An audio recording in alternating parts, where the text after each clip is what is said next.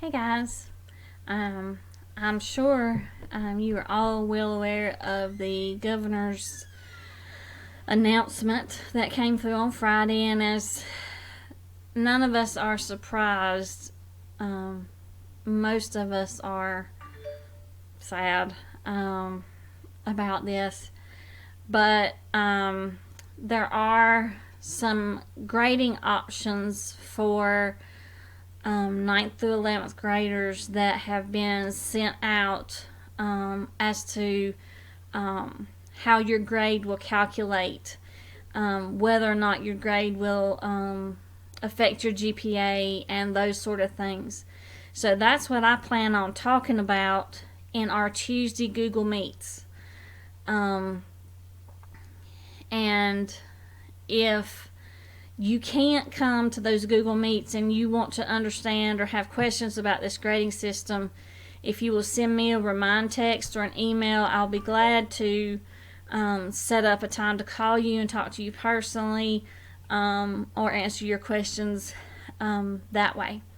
So the good news is, although the governor has closed our buildings, he can't close learning. He can't stop us from finishing the school year. And the way they're setting up grades for 9 through 11, you get to choose whether or not it affects your GPA. So if you're doing well in the class, you're gonna be able to choose that option. But we'll talk about those options in our Google Meets this week.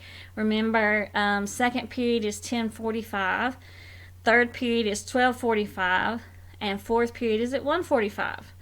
I spend however much time on there I need. If nobody comes in, I usually stay on about 30 minutes just in case to cover my bases and make sure that nobody needs me and they forgot coming in at the last minute.